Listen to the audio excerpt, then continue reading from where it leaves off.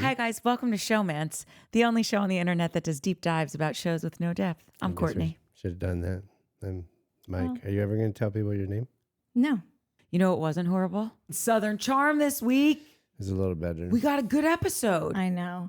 I wanted to start by saying something. Oh, okay, guys, off script.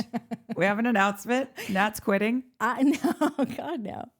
I just want to say that we have all been watching this season, like super skeptical of like every storyline, and if what we talked about last week, if those reports about JT dating a stalker who 2 cast members have a restraining order against, and that the show was down for 2 months, replacing a showrunner allegedly.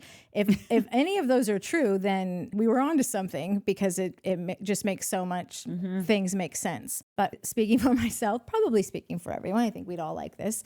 I would like to go forward for the remainder of the season clean slate. I miss the suspended reality of watching a show and believing when Shep tells you he's in love with the girl he's met 3 times. Yeah, I'm with her. And I'm going to call a spade, and then I'm a natural born conspiracy theorist, so this isn't going to be like an easy feat. If I can already think of something I'm going to be irritated about just in this episode, but I would like the people to know that I'm going to try and put those rose-colored glasses on and just enjoy television for what it's supposed to be. Wait, this is how I watch television. No, I know. I would like to dip my toe in that. Oh, it's a great little I've exhausted myself of this show, of trying to figure out what's real and what's not, because I truly believe that about half of everything we've seen so far has been complete BS.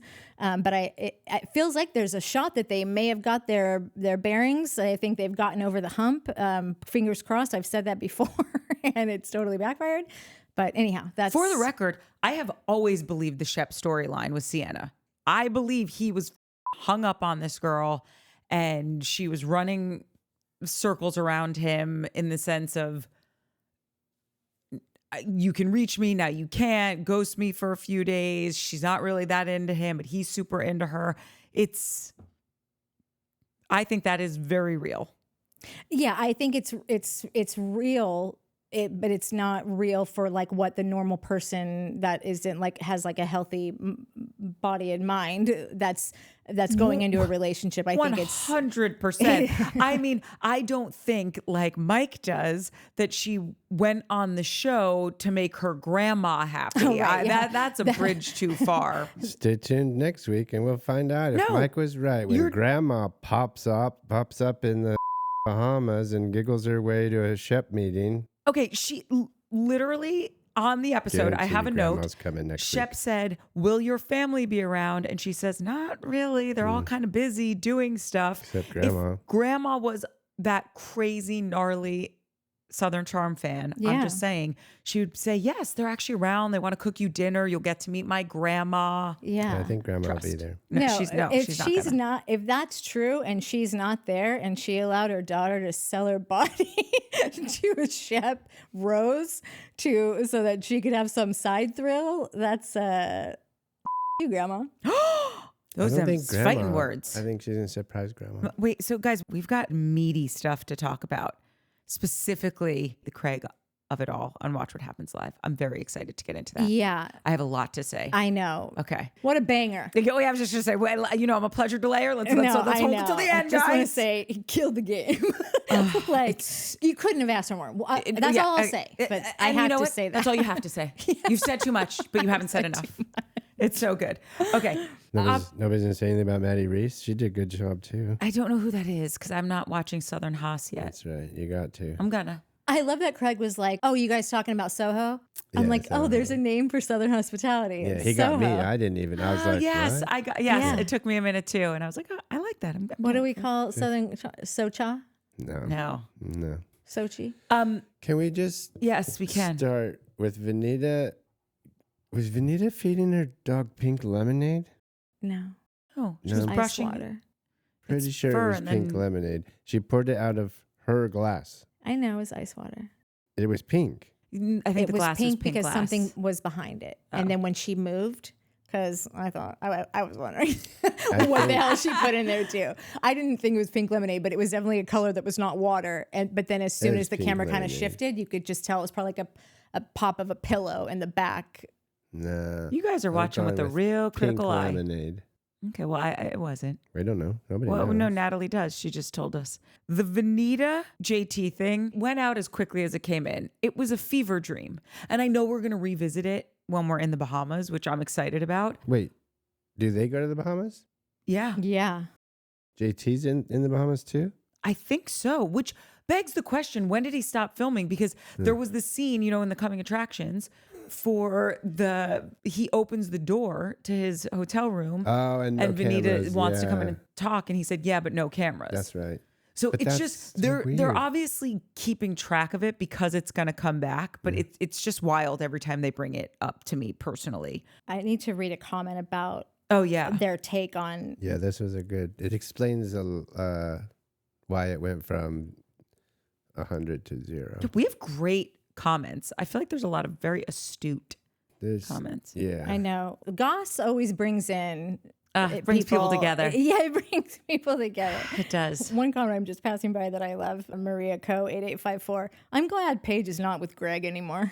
I'm going to say that. I'm hoping for Greg. her that was a typo, and she meant Craig. No, I think it would be hilarious if she was just like, that's a Greg to me. Greg. Okay, I found it. Oh, yay. It's from ZB182.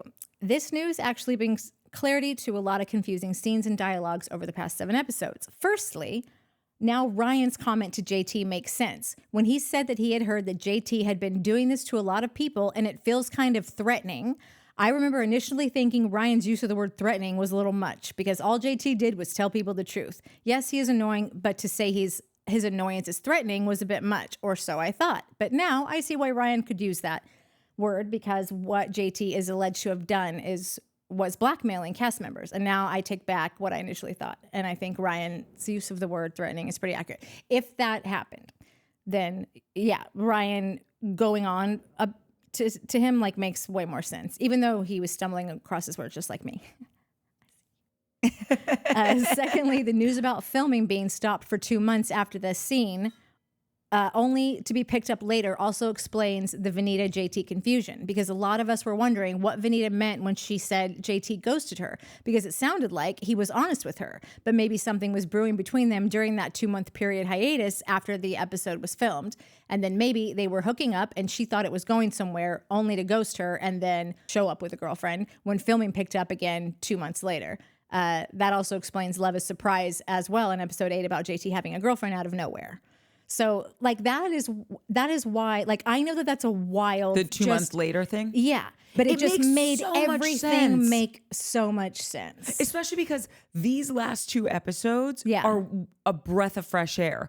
It's finally as though the train has left the station and we have movement. Yes, Things exactly. are happening. Yeah. Even with Molly this episode, I'm psyched to see her getting her groove back and making jokes and all this stuff. And I just feel as though whoever was the showrunner before this just had a failure to launch with every storyline. And now, if this is true, it does seem to make sense that now we've got movement everywhere. If that all happened, we have a very high probability that the show will be back to normal for the rest of the season and we won't be stuck in this weird purgatory of, I hope so, what's going on, what even is this? Because it's a great show. Yeah. And it doesn't mean that I always want everyone arguing. There was no arguing or fighting on this last episode, and it was really interesting. Yeah. I just need storylines. Yeah. I don't need a ship going nowhere. Yeah.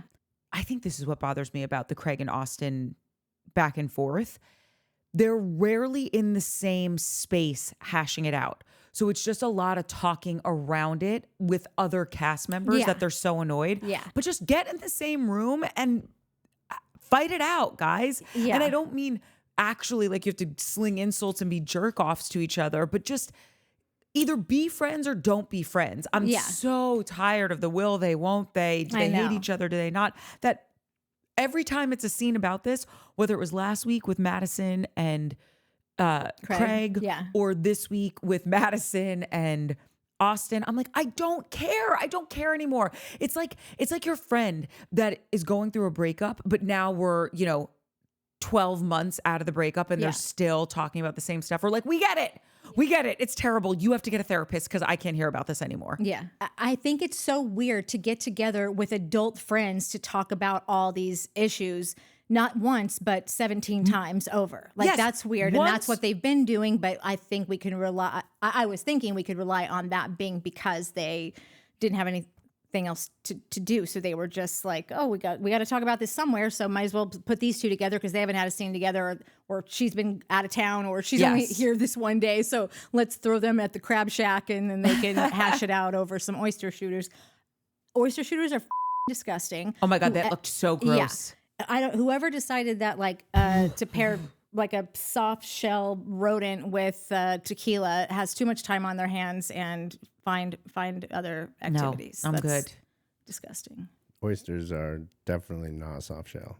Whatever. Soft, squirmy, weirdo little things. I know they're a delicacy and people love them. To me, it's just like swallowing a ball of mucus. Yeah, it really is. Like briny snot. Yeah. You heard it here. Yeah. Every time I've liked them, they've been in a shot glass full of like 9 different sauces. Like, you shouldn't have to eat a cup of sauce with one little smarmy little thing. Like, this makes no sense. We'll just skip it and order mozzarella sticks. That's what I'm saying. I'll have what she's having. I think that Austin is now and forever will be a little in love with Madison. And I think it's sweet that she does some community service and day drinks with him in small increments now and again, just enough for her husband probably not to freak out and be like, why are you with your ex-boyfriend again? Yeah, well, that shit's going to end real quick. What? Austin, for starters. Like, Why? Austin pissed me off at that little luncheon with his little flirty and is like, oh, that's why I miss you. And she was like, excuse me? Oh, that's why I miss us being friends. Like, that was disrespectful. Austin is he's a little well, child. he is, but like he crossed the line. Like, that's a married woman, dude. And you know her husband. Like, and this is going to be on the show. Yeah, that made me so angry. I feel like that's something Madison would have been like, don't say that. And maybe she did. And maybe they took it out because it's way more interesting of a storyline to be like, wait a second. Are they like, oh, is that a little thing happening? But that was gross. Yeah, I think that it was also inappropriate. Yeah. Soups inappropriate. Because you're walking, because he could sit there and say, oh, because we're just friends and we're just buddies. Right. But you guys have slept together and you're dancing on a line there. Not even and slept it's not together. cool. You guys are in a full-on relationship. Absolutely. You just show a little bit more respect when someone's in a relationship. Yeah. Also, hot goss. I guess Madison's pregnant. Yeah, they're having correct. a little baby. Oh, you didn't see that? Oh, that's so great. Where do you guys see this? The top. Courtney, this is the only show on the internet doing deep dives on shows with no depths. We go deep. This is true. We go But deep. you're not on the talk, so I'm on the gram. What up? You She are? said it on the gram. Yeah. Well, okay. Nowtify is. Nowtify. But that's Yeah. his account. So I think there's been one time that I've actually come across the message that you've replied to. It is funny. That's him. Sometimes you'll be like, oh my God, Natalie, ha ha ha. And I'll be like, no. No, now I know it's you. Yeah. Nat told me a while ago. She's like, just know if you want to talk shit about Mike, don't do it Hit the here. cell. Hit the celly. When Austin's going on about how, I feel like a little pussy trying to like, Craig, hang out with me. I feel like Madison's just dying to be like, well, y'all are a bait-ass bitch. Dude, yes. So when they why cut don't you back to just that ask scene- Craig if he could just suck it up and take it like I did? Yeah, I loved it. I totally forgot that she went up to that little tree house and was like, you're a beta ass bitch. She Admit it. went in I on was him like, so that was gnarly. hard. That was so gnarly that day. But I think if I were Madison trying to make fetch happen in terms of a relationship with Austin, which is trying to make fetch happen, I think I would have snapped the same way if I were a saucy Southern lady, which she is. Oh, yeah, but I do feel Because like he's she made a meal out of him. That solidified her spot on the show, I think. Totally. But he's incorrigible. Yeah. He is one of the most, I would imagine he is one of the most frustrating dudes ever to date. because he gives you just enough of that cute, I love rom-coms and let's be cuddly and let's go day drink. Yeah. And then we'll go home at night and have like a cozy night in and I'll light a fire. And then he's gone. Exactly. Minnie dated Austin and she's pissed also. Minnie's really losing her. So you put on the calendar that they had the night off, and then you dragged them in here. You can't fill up on junk food all night, Minnie. She's like, watch me. Watch me, yeah. Okay, wait, Mike, you were saying though that was the first thing that bothered you about that lunch. What was the other thing? I thought you had a few things in your arsenal about that. Yeah, you seem like you were fired up, ready to go. Yeah. Well, I didn't like that. I didn't, and like I said, that it may have been edited out, but I would have expected a Madison to be like, don't say that. Okay. So like JT can say some stuff like, oh, I think that they were like calling to see if we were having an affair, and you lose your mind on him. But when Austin does it, it's kind of cute and like that up. Yeah, he does get a little bit of a up to me. pass. So I didn't like that whole, I just didn't like that lunch. I don't like, and listen, I'm not saying that if you date someone for a while, especially that you can't be friends later. And like, that's totally fine. But it's, I don't know. I expect there to be some rules if that's going to be a thing, you know? She also might have just been uncomfortable. Maybe, but like, that's what I mean. Like, Madison's not uncomfortable. Like, I get it. Like, I that did cross my mind. Like, oh, maybe she was like, oh, this is the camera. And then it's like, oh God, I'm gonna. So like, and people deal with that in different ways. She has just never come across to me as someone who's so uncomfortable that they she couldn't speak can't up. lay you out. Yeah. So that was this was a bummer. It was a bummer.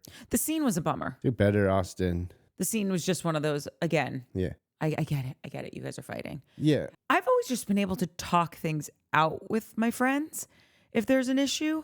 But if there Friends isn't, especially. yeah. But if there isn't, and like a path forward for you guys to hash this stuff out, this sounds so corny, but go to therapy with your friend. Figure it out. That's what beta ass bitches do. No, but also some friendships don't last forever. Like what? I can't remember what it was, but somebody said, oh, my mom always said relationships are either, oh man, I'm gonna butcher it. Like a season, a something, Yeah, or a season, lifetime. A reason or a time lifetime. That was Bachelor, something season, like that. reason. That's Is like it a Bachelor? very old Hallmarky. Totally. A But I'd reason, a never season, or a heard it. lifetime. The first I heard it was, either on The Bachelor. I literally was on one of these shows last week, and I was like, Oh it my took God, yes, me one of the out of chicks. the show. Chloe said it. Yeah. Chloe said it? Yeah. Cool. It took me out of the show because I spent the next 10 minutes being like, oh my God, that's so interesting and so cool and like so true. And Yeah. so listen, Craig and Austin might be a season. Pun intended. A season of a show. Get it? Got it. I feel like both of them are such silly little ding dongs that like they should just Make up. stop talking about it. You know how like some people are like, oh, I've been in therapy for 8 years. Stop.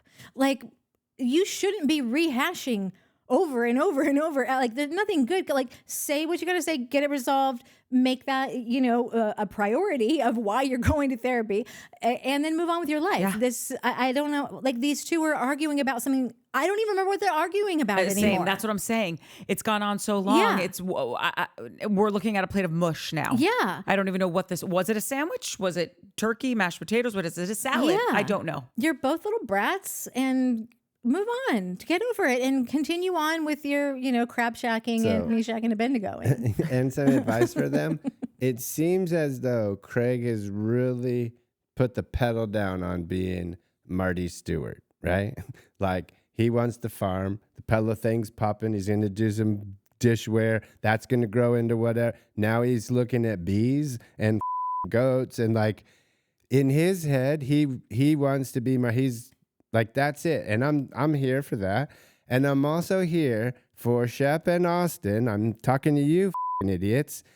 Let your boy go be Marty Stewart. And then you get a farm and a ranch and like all this oasis that he's talking about building with Paige.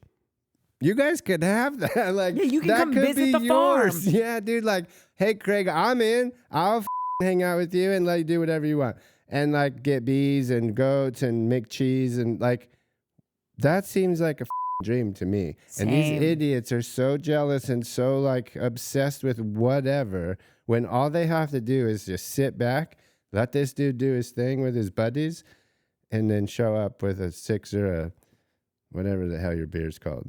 Chop Hop. Chop Hop. And Mike eat said some, he's buying us some Chop Hop. oh, And he's getting us a pillow from Sewing Down South.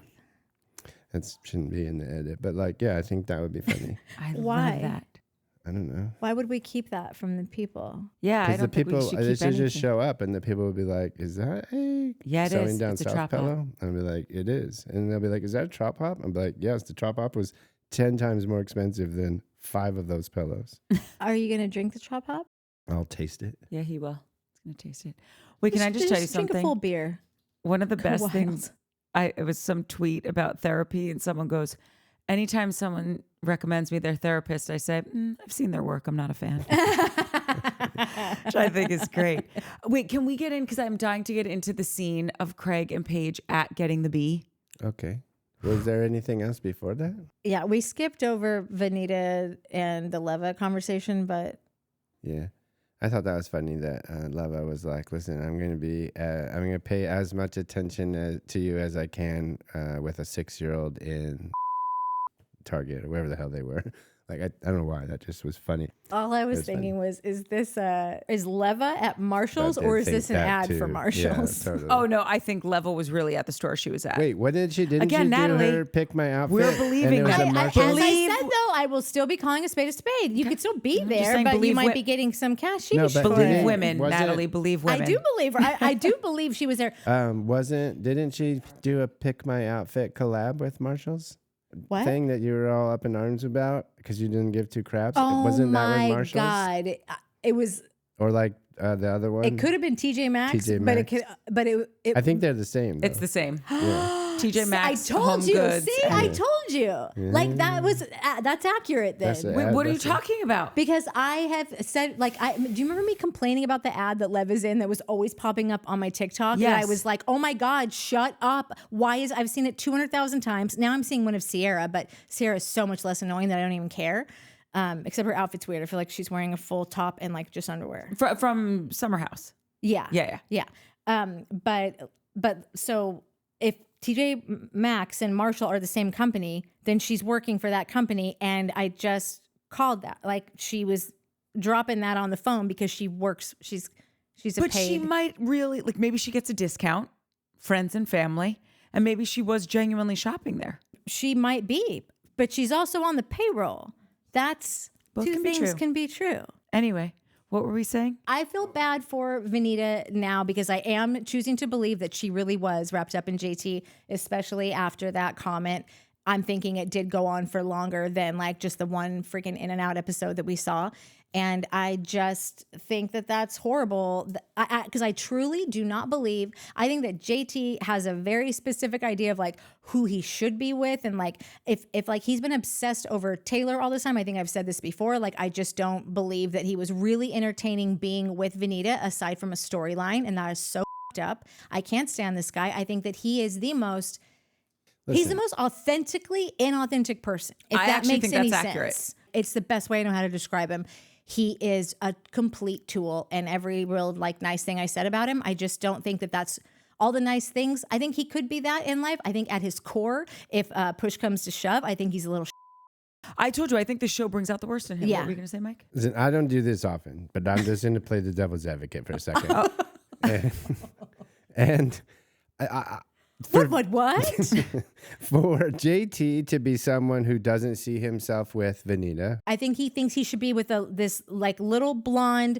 Oh, woe is me! Totally, like I think fine, Vanita, okay. it would be too but forced for Vanita him. is And and the cute outfits and the house and the wife and the whole deal. I don't right? think so at all. I think she has nothing in common with Taylor. I don't think She has totally an in actual common, but whatever. personality. That's She has an beside the actual point. stance That on would have things. to come from a place. She's the aggressor. Yeah, fine, okay.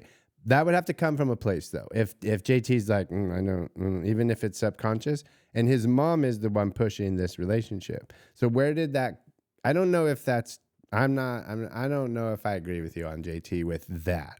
If anybody in this show I think JT's like, if- going if for we're Vanita because deciding- his mom likes No. Vanita and he's a mama's boy. Like I said, I'm choosing to believe most everything. But if we all have like one person to think like this one person still has mad reason to create storyline for himself because his place is shaky, it's not solidified, he is having a really hard time, has been for the last 2 seasons, and ends up he's gonna march his way out any minute now. And let me tell you that JT's curtain call cannot come soon enough for me at this point. Like, I'm so done with this guy. I'm where you were at the beginning of this season. Episode 1. Right. But then like they gave us nothing. And then this one little guy was giving us some stuff. So I was just desperate for anything. But what was I saying? You were pitching your case for... Oh, why? Like, if anyone is going to have to create a love story for himself, it is JT. So if we can all just have one get out of jail and go back to the dark side conspiracy theorizing, then that's... I stand by. I think that is the fakest little I've ever seen. Okay, I'm just going to take a completely different stance on all of this. A Devilita's advocate? No, more of like, this is the best thing that could have ever happened to Vanita advocate. He's going to be doing him, whether you're right, Mike's right, both of you are wrong, and it's a third option behind, door number 3 that none of us are seeing. Thank God he didn't want to go down this road with Vanita. It is the best. She is so like... First of all, she's cute as a button. I know. She has everything going for her. She's got a great career. She is so driven. She's going to get everything she wants out of life. Thank God she didn't hook her wagon to JT. Yeah. So it's not that I don't think it's a mad blessing, but I hate that now Vanita will have to move forward in life and go, oh, God, I actually went for that. Like, in front of a camera, in front of a billion. Vanita, Like, do not feel bad about that. Please don't. But I hate that. Like, any girl would just be like, I'm the only one that even like gave him a shot and kind of went after him and like made my shot her shot, But we've all done the dumb shot, so this is why I know, and I regret all those judging. ones. So you don't regret any of your shots that you've shot. Anyway. Can we talk about the bees? Yes, fine, the bees. Thank you. The birds and the bees. I'm unresolved about this breakup still. Do you know why I'm unresolved about it? Paige is funny as hell. She's so funny, great. dude. She's super funny. I always forget how funny Paige is. And then when that happens, I'm like, Craig, you're an idiot. No, see, this is the problem. I see both sides so clearly. I really can't fault her for wanting to move in the direction that she's moving in without him. And I can't fault him for wanting to have the goats and the chickens and the sheeps and the bees on his sweet little farmland and go to the city when the city calls. And this is what they're talking about now that they've broken up. When you're watching this scene, it's clear as day why they broke up. I'm trying to save the stuff that he said and watch what happens live for later, but he did say this one thing. And Craig, I am I don't say hopeless. This is how much of a romantic I am. I don't say I'm a hopeless romantic. I am a hopeful romantic. No one believes in love more than me, okay? Love is not enough. It is not enough to sustain a relationship. You also have to have mutual goals, be in alignment on timing of wanting to get married or just be partners forever, or have a kid or not have a kid, or have 5 kids, to live in Maine or to live in New York City. Love isn't enough. It's just not. And nobody wants to believe love is enough more than this guy right here. And when you're watching both of them, they clearly care for one another. They clearly have a good time together. I think they have a really good sexual chemistry with one another. She doesn't want to be tied down talking about kids right now. She wants to pet a goat. She doesn't want to own a goat. If she looked at Craig in that moment and said, I know you've put everything into building this house, but let's put it on the market. Let's build a dope ass farm in wherever you build dope ass farms in the Carolinas, and let's get chickens and bees and horses and let's start a podcast about it and like, let's have this be our life. He would literally be dialing a real estate agent in that moment. Yeah. After he finished in his pants. He wouldn't be dialing a real estate agent. He would be dialing his real estate agent and saying, go, buddy, go. Pull the trigger, go, go. Because the plan is already. Oh, yes, you yes, know what I exactly. mean? Mike, Like, thank you. The real exactly. estate agent would be like, 10-4, buddy, good job. And they hang up the phone, and then, it wouldn't be a look. It would be a like, no, I already have the farm. Yes, thank you, Mike. I feel like you where I'm unresolved because you see that they do care for each other, but it's not enough because they're so misaligned in all of these other ways. And I understood she could not have explained herself better. And I think that he was trying to be as supportive as he could in that moment, but he wants whatever she wants, he wants the opposite. And that's just what it is. Am I wrong? Anyone? Not Bueller? at all. No. I mean, I think I've been saying that for a minute. I also think that, like, I'm sure many things lead to a breakup, but it did seem like that event, if I had to put a finger on a straw, on a piece of straw, no pun intended, that was the one that broke the relationships back. Yeah. Because that just was real. It was real. Like at the farm, at the light, Craig was glowing. Even with the bees in the suit and the whole, like I could feel his energy. Because like I feel like I have the same desires along those things as Craig. Like I want to live on a farm and have bees and have honey and go pick things and make dinner. And like he just seemed like so in his element, so genuinely at peace there and happy. And you turn around and she's like, I don't want to touch it. I don't want to even be here right now, dude. And I think that was when she was like, this is going to be my life if I stay. And I knew that, and Craig knew that, and nobody wanted it. But yeah, these two didn't belong together, I don't think. I think they did for a reason. Oh, well. Because I think But what did he give to her? Does the reason have to be two-way or one-way? Can it be just a one-way thing? The fastest way to know what you want is to see what you don't want. Yeah. And I think she really clearly saw, Paige has always said like, yes, of course I want to get married. I want to have kids. But she was presented with, seemingly a lovely person that wanted all of that right now. And she couldn't be running from it faster. So, yeah. And that doesn't make her bad or wrong or any of that. It's just not what she wants right now. And I can't cash a check that's post-dated tomorrow. Yeah. We can only deal with what we have right now. And right now, she doesn't want that. And right now, he wants that.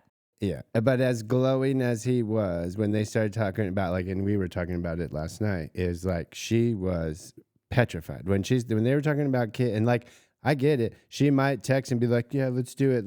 I had a bad day. Let's build a farm, whatever. Like, I get that back and forth of like highs and lows and being excited about something and then being like, this thing, I'm going down south and going to live with Craig forever. Totally get that. Makes sense. But in that moment, she was petrified. Like the hair twirling, the heavy breathing, like getting married. If it's on her mind, I think it's probably put there by somebody else, maybe. Like,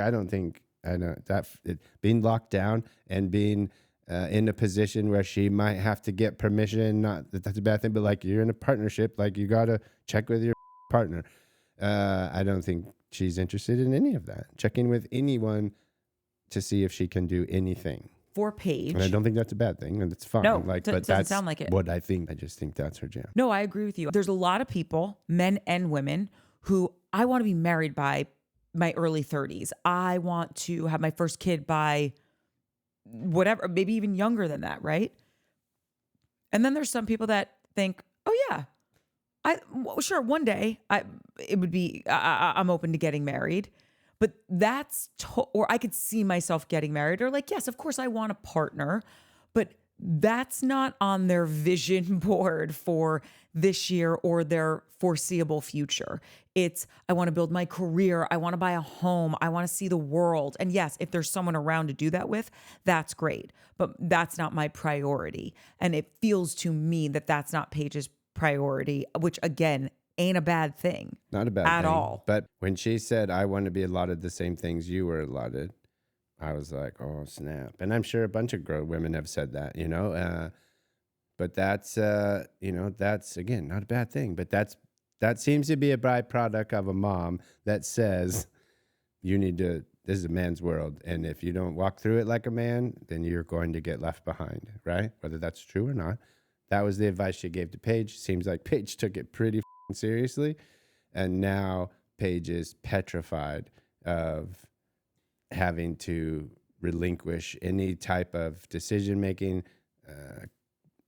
power. But she might have taken that advice so to heart because it really resonated with her. 100%. You know? I mean, obviously it seems like it did. Yeah, she seems to be working it perfectly. Yeah, I think this is how she enjoys living her life. Yeah. What do you're awful quiet over there. You're just brokenhearted. No, well, first of all, this will be funny coming from me, but I 1000% believe that love is enough because there is zero reason I should even know you, that we should even exist in the same block.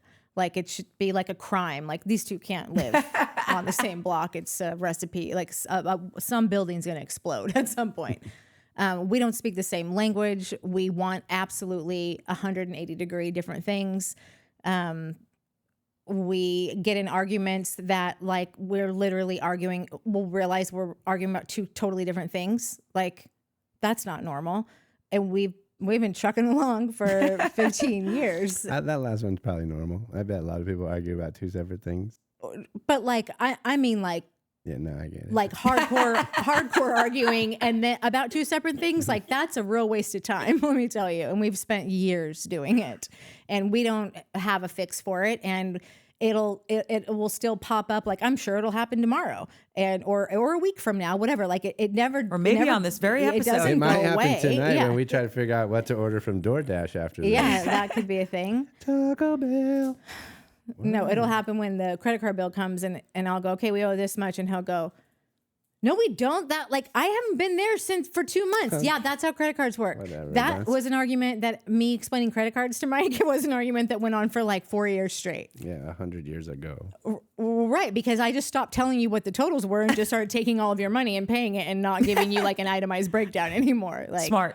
Yeah, these are the ways that people can coexist. Is somebody has to bury their head in the sand. But aside from all of that, I also just think that like this relationship transpired probably 5 years too early. And not even because I think that 5 years from now, Paige will just be ready to have a baby and get hitched, but because of the maturity in 5 years. You don't like Craig.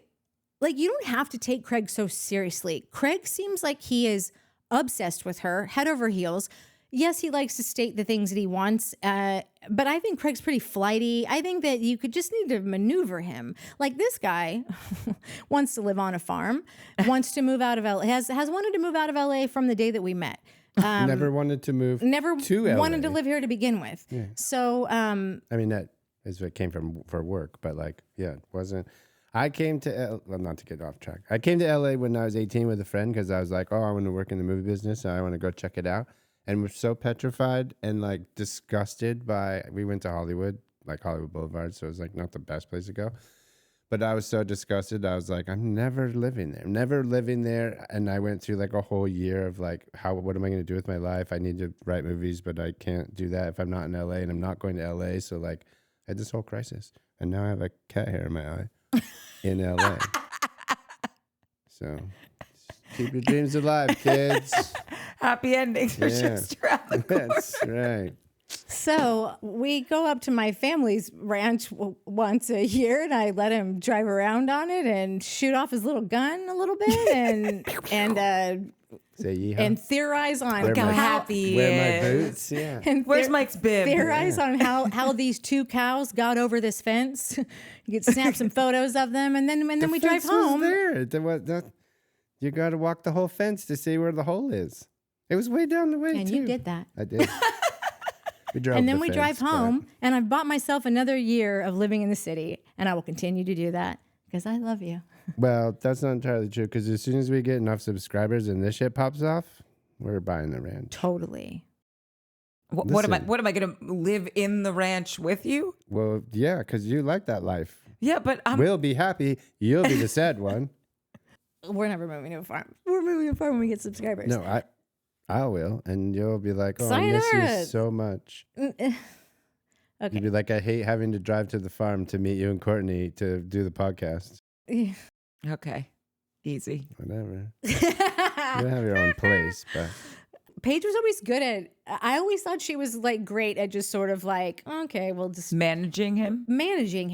And I don't know like when she decided that wasn't enough anymore, because I personally find Craig to be worthy of managing a little bit longer. And I think she could have managed him all the way till they were 80 billion years old. And so if she just didn't like him anymore, then she didn't. But when you see them together, they totally... They get along so well. Not only are they so compatible, like with just sitting in the car in their conversation, like you could feel the compatibility. To me was like clear as day. Not just compatibility. I thought they complemented each other. And that is like all you want is like this other person to like let you be your best self every day. And like they seem to me like they really had that. And I just think that we all know Craig to be a flighty little. And like you just pat him on the head and move on with your day. And I just wish she could have like. But see, that's where I think the problem was. So then it wasn't that love wasn't enough. She fell out of love with him at a certain point. Because you don't leave those situations. You figure it out. You figure it out. And also, not to jump ahead to the Watch What Happens Live thing, but Craig. It sounds like he was thinking he was moving to New York. It sounds like he was. Well, had a New York there's so state much of mind to get into with that. Yeah. So unless that was a lie, I think for this period of time, Paige outgrew him in a sense. Exactly. So And then I it don't doesn't mean have anything that- to do with love. Like No, you can still love someone, right, but you're not in love with them and grow out of them. When you grow out of someone, you fall out of love with, like, that's like that live and die love, that I need you to be my partner, my mano, like walk through this life with me. But that's in love. Growing out of them is like, it's been a great ride. You'll take it from here, right? Like, okay, you guys have been together for 15 years. There's some points within 15 years that you're like, I love you. I'm not going anywhere. I am not in love with you in this moment because you have hurt my feelings, or you have disappointed me, or let me down, or said something that whatever. I mean, I don't think she's ever felt that. I've never done any of those things. So I just think that the reason I say that is because, sorry, this cold is a little lingering. I think she still loves him, and you can go through those ups and downs over the course of years that span your relationship if you're lucky. I just think in this moment, she wanted to be free. She was just looking at him being like, I don't want to manage you. I want a guy whose suitcase is packed, I'm not saying that Craig doesn't pack his suitcase. I'm just saying, using arbitrary examples of like, is ready to go, do you know what I'm saying? Like has a little bit more of a metropolis edge to him. To double down on that, or add to it rather, is like, I could be butchering this and like so many people are going to murder me, but that's fine. So there's Mr. Big, right? And he's like the business suit guy, like finance, whatever. Like the gnarly dude. And then wasn't there like the Aiden was like chill, good time guy, like furniture maker, got a house in upstate New York. Super creative. I think that Paige would be someone who starts analyzing every thing, right? When it's time to like really process getting married, having kids, who's the dad, what's going to happen when someone needs to be disciplined. I think she's going through all those things. And when you get to a point where you're like, Craig's Mrs. Doubtfire, dude, like Craig is not gonna spank anybody. He's not. Well, no one there's should no be spanking discipline. anyone. But Whatever, that's not true. But there's, you know what I mean? Like Craig's going to be just out making hot dogs and the bees and the goats and like. So Paige is going to have to be the disciplinarian, the mean mom, while Craig's the cool dad.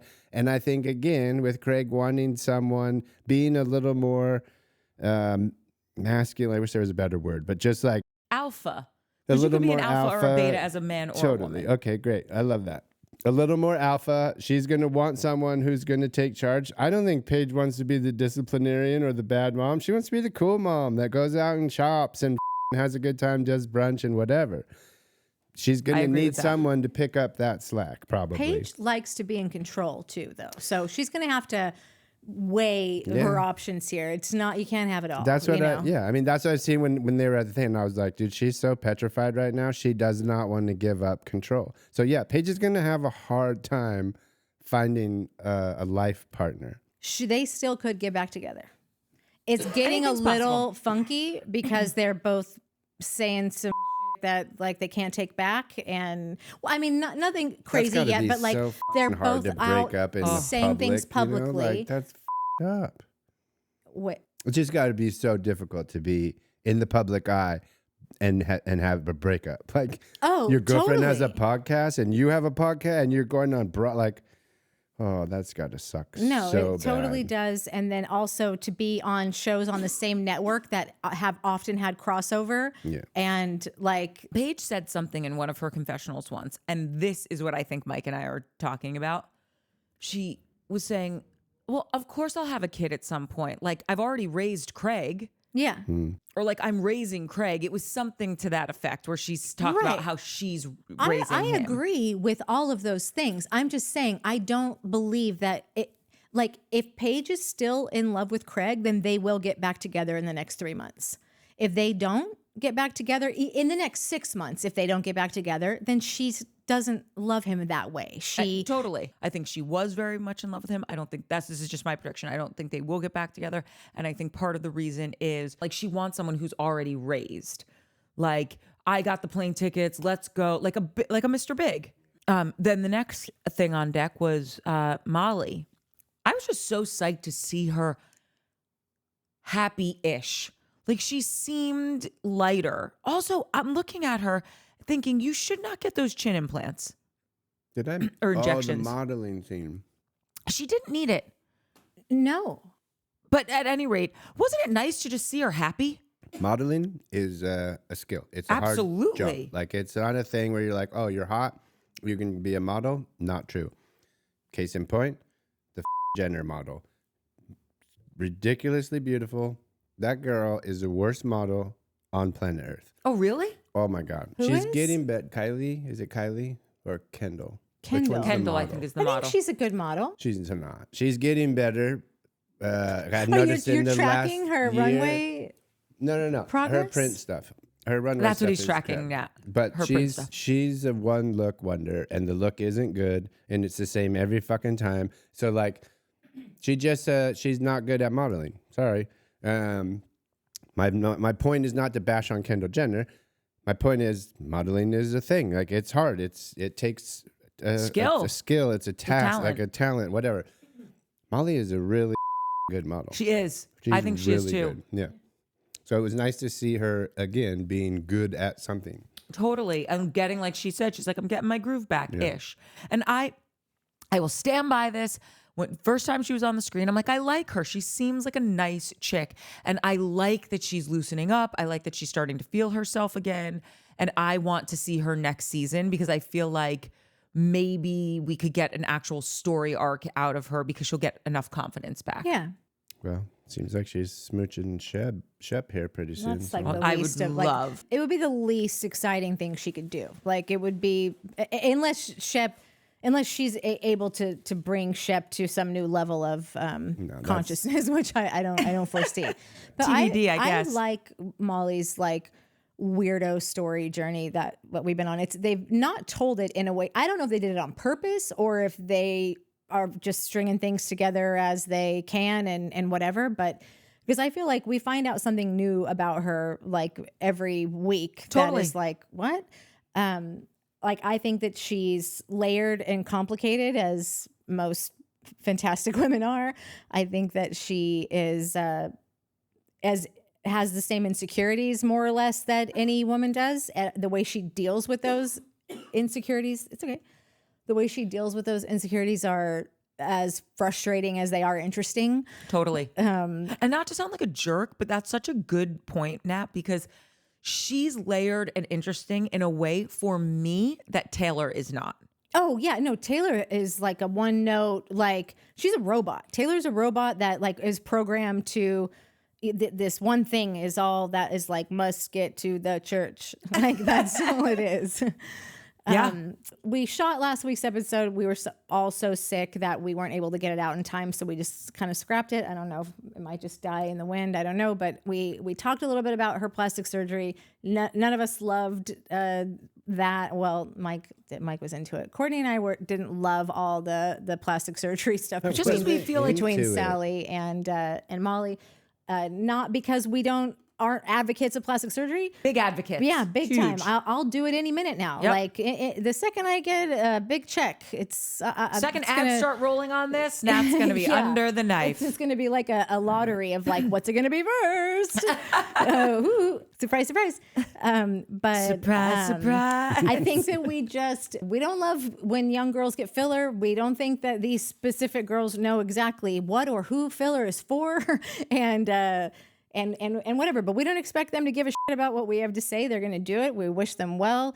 Live with your choices, good or lumpy. And all I'm going to say is this: just always with plastic surgery, Botox, fillers, whatever it is, hair color, just proceed with caution. Yeah, That's it. Yeah. If you walk in somewhere and someone's like, "Oh, let's put 40 whatever cc's in your head," maybe do 20. You could always come back and do more. Oh my God, feel that's what I am a huge advocate of, getting less every few months as opposed to getting one big shot and then living with it for 5 months of just like waiting for this thing to fall or move or whatever. Yes. Yeah.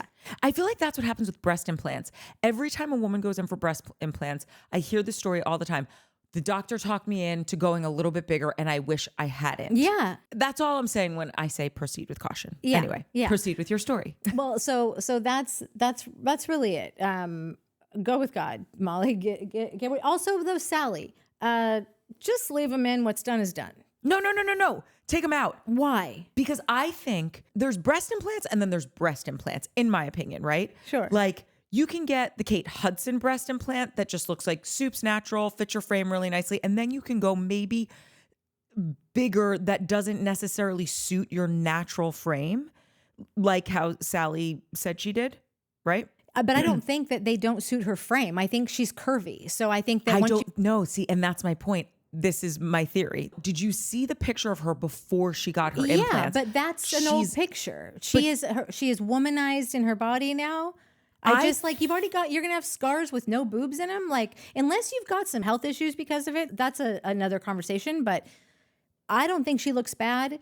And I think that if you're someone who gets hung up on stuff, you're going to be hung up on your flat chest with a scar underneath. But don't you think, because I've seen this, and maybe I'm making it up, I don't know, that when like if a woman gets breast implants that are maybe bigger than what her natural frame could have handled or would have produced or whatever, I think she then puts on like she becomes curvier to kind of balance. It's almost like your body is self-regulating. Like I don't know. I feel like I see that a lot with women as opposed to when you just get like a little taken out. Oh, wait, guys, we have a good scene coming up. It's the Shep Sienna FaceTime scene. Dude, that was weird. Was that not such an awkward call, Mike? Yeah. Shep looked like now I'm feeling bad for Shep. Right. He looked so uncomfortable and desperado, and she was evading him at every turn.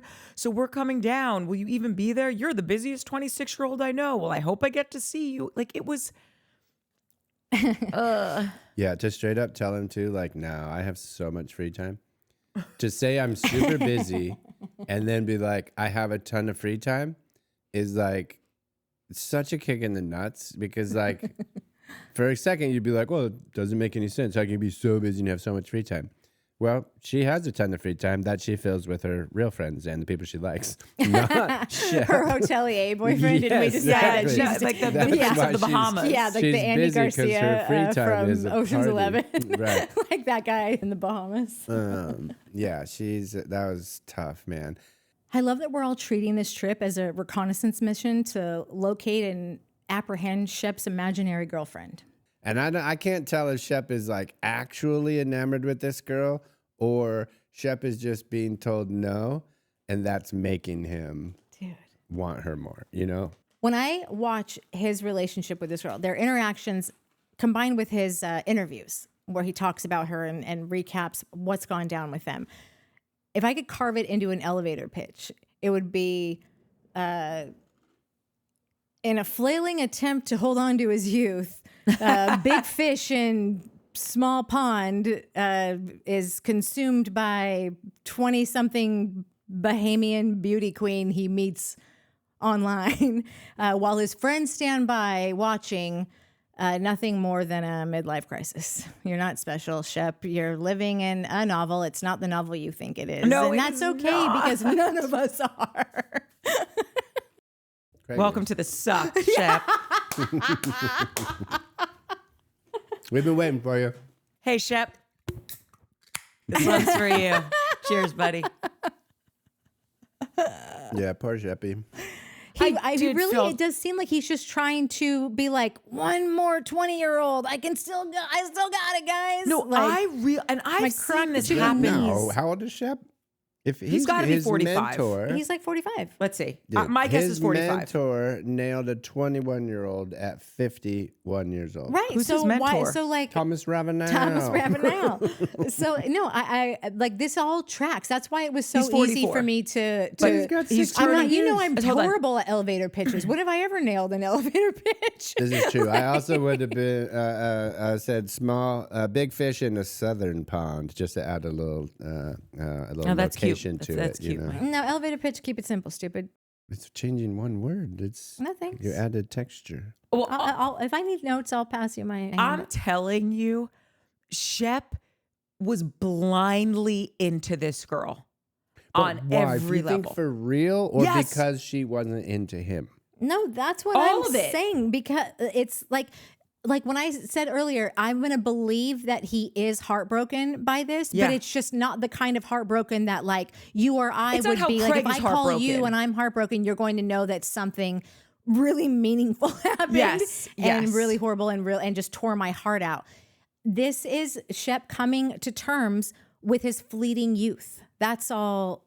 Which is a heartbreak, which is a real feeling of loss and disappointment and sorrow. Like it's not nothing. It's just it's You not the kind of really heartbreak think that like Shep- we talk about as things that we've experienced in our own lives, with real people. And It's not what Craig is feeling because Paige broke exactly. up with him. Yeah, not That at all, is not the even 1 cent. classic heartbreak. Yeah. It's not that it's not painful. It's just a different brand. Yeah. He didn't have this 3-year committed, I think you're going to be my forever person relationship with her. Yeah. He's in love with the idea of being Yes, in love and with what it her. would mean for him. He's in love with the idea of him finally turning a page Mm-hmm. and being this guy that now I have this girl and it's who I always imagined myself with, in the sense of, listen, Shep wants to be with a beautiful, dynamic, smart, interesting woman. Yeah. And Sienna's all those things. He wants to be with someone who turns heads. He wants the interesting story. Shep's brokenhearted that his story that he was crafting for himself Yes. shattered. Yes. And didn't happen. And I'm not saying that in a crass way, like I have no empathy for that. I'm just saying, No. let's be clear, it's a different heartbreak than what Craig is going through. Exactly. That being Yes. said, it's different because Craig and Paige were like actually together for 3 years and had a real real relationship, and these two idiots, met on a dating app and hung out for a few weekends. That being said, they're both bummed that the life that they crafted in their imagination is shattered now, right? Yeah, but Shep she's wanted to- 26 and he's doesn't 44. matter. And they've met Shep 3 doesn't times. matter. That's the life Shep wants, is a 46-year-old with a 20-something-year-old wife in the Bahamas. Like, I don't know if I believe you in the, like, always mourning his youth. Like, Shep will have youth forever. It doesn't matter how old Shep is. I wish that Shep thought that. He has crafted this imaginary life with this girl in the Bahamas. Their kids running around, having a hotel, living on the beach. Craig has also crafted a life of living on a farm with his kids, Paige running off to New York to do her fashion stuff and then coming home. And both of those imaginary lives have been exploded. So, like, it's different in the sense that Craig and Paige were an actual couple, but that devastation of a life that you thought you were going to have being shattered is exactly the same for the both of them, I think. It's not, though. It's absolutely not. And what Nat's saying, if I may, Yes. in my opinion, Shep is smarter than a Mr. Thomas A. Ravenel. Yeah. And Shep knows what he's doing is starting to get into the, oh, I shouldn't be doing this territory. Like, I shouldn't be 50 just dating a 25-year-old. What gives you that impression? With Shep? Because there's something about Shep, to me, and I could be wrong, that, and listen, for the record, if you're 50 and you happen to fall in love with a 25-year-old, fine. But if you're consistently dating someone that you could be their parent, I just think that that's telling me something about who you are. And I don't think that that person is Shep. I think Shep has some kind of, how do I put it? I think Shep doesn't want to be that guy. I don't think Shep wants to be 60 with a 25-year-old girlfriend on the beach. Do you? No. And Shep's always trying. Shep is self-aware. He's not good at Actualizing it. exactly. He's not good at he thinks, but he puts his best foot forward every day to paint that picture of what, because he knows what people want to look at, what people find attractive, what people think is the good guy and all that stuff. He's not great at his transparent. He has a little transparency problem. He's not good at masking his attempts to paint a picture. So he knows that this is not a good look. He doesn't want to be, he knows the stereotypical guy that does this. He does not want to be that guy. He can't help but still want that life. And he still thinks he might be able to Squeeze it in. Squeeze it right in, and you'll no one will be the wiser. That's exactly know? right. And this is his last. I don't know if this is his last attempt at it, but it could be it's the latter state. He's never been this old trying to do this. You know, in what's that movie? You know what's so great about dating high school girls? I keep getting older, but they stay the same age. That's not Shep. And I think you think it is. I think that's a Thomas Ravenel. Yeah. But Shep actually doesn't want to be that guy. Yeah. Or he doesn't want you to know he's that guy. I just don't think Thomas Shep. Ravenel went back and forth with being with Catherine. He wouldn't have been with Catherine had she not gotten pregnant. He thought she was too young. He thought for his political career he needed to be with someone more his age. So I don't know if I don't think that's true. I think that when he would use the age difference whenever Catherine was kind of getting on his last nerve and she would start acting up and showing her crazy more and more. Before, and he said it before they even hooked up. When the one dude, when his like political advisor guy was like, "Oh, you're going to get married. You can't be living this party life." That Catherine Dennis is a mighty fine woman. Like he was, that's literally what was happening. And he was like, "Oh, she is mighty fine, good family stock, but she's really young." Like, so it was already a thing. Like, and when it pursued into like, she wasn't pregnant yet. And like, I don't even like, maybe they hooked up once or whatever, but like, he seemed to be more concerned with like, she's 21. And if I need like, where Shep, I have never heard Shep one time be concerned about anything, age difference or dating 20-year-olds. And Shep, we've seen now for 10 years. No, Get older I don't, and the girls because stay I don't the think same. I don't think that Shep thinks he's too old to do it. I think Shep still finds himself to be in a, like, he can get away with this one more time. This is like, he's still in a bracket. He just knows he's pushing it and it's coming. He's aging out of the He's bracket. aging out You know, of like it. you're at the Yeah. doctor and they're like, what box are you, 30 Yeah, to and you're 35? like, shit, and he's I'm like, I'm 40. I'm going to be 45. I'm going to be in the next box. Yeah. So I'm not coming back to this doctor again. Maybe the next Find a doctor doctor's with different office will have boxes. different boxes. No, but you're right about Thomas. I remember him saying those things. I just think that when it came down to it, I don't think that I think that when he was trying to move on from Catherine, he was going back to the age thing and letting it be the reason, when really there was just like, she was causing him so many more problems than she was worth in his mind, because at the time. 22 years old. Right, well, because she was That's what kids do. What'd you call her? A lightning rod. I miss her. Later, she was great. Bring Catherine back. Are we at Miss Pat's dinner? Yes. I loved this dinner. I did too. You know, it was like one of the most authentic scenes we've seen since the beginning of the series. Like foolish man children return to the matriarch's estate, the one place where they're loved and not judged for just being solely who they are, until Whitney gets into the pappies. But a few episodes ago, I drank a Chimay during filming. You might remember you had a lovely night that night. And I could barely put together a complete sentence or form a fully formed thought. So, Whitney, I don't think you and I should drink at work anymore. I think Whitney got into something a lot more than the pappies. I know. Well, he was jet lagged. Which is not funny forget. that he had to, like, the pappies is already $1,000 a bottle or more than that.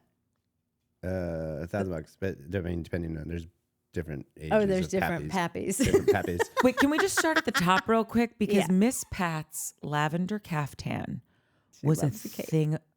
thing of beauty. I want that caftan. She looks brilliant in it. It was perfect for her. She loves a cape loves her. But it wasn't even it was the caftan with like open arm slits that gave the cape illusion. Oh, with yeah. being still full tan. Right. You But got I the mean, I full- feel like I've seen this look several times. every time from her. Not only it's all she wears. Yeah. But it hits every time. It's like No, the it Golden Girls does. theme song. But it is funny to me because I feel like she does still have a great figure, and I don't know why she always wants to cover it up in like. Because she doesn't have your figure. Like it's not the figure of Sorry, Miss P. Not everybody can get. no, but like she wants to be svelte and like still and she's 80 and she probably is like, well, these aren't where they were, and Yeah. that's my guess. Calf tan, is that what you said? That's just a moo for rich people? I never thought about that. A caftan is like things that they wear in the desert, and you wear a caftan. It's just like a loose fitting garb. Moo for people worth over $50 million. That's what I'm going I love me a caftan, and she just looked amazing. And that emerald cut diamond ring on her middle finger. Annie I didn't Herman, even see boy, rewind the tape. Yeah, I will. You're worried about Vanita giving the cat pink lemonade. Get your priorities right. I know. And check out the It's little, but it is a dog. 15-carat emerald cut on her. Oh. It was Oh, messy, then I think though. I've seen it before. She's worn it before. She's worn it before, yeah.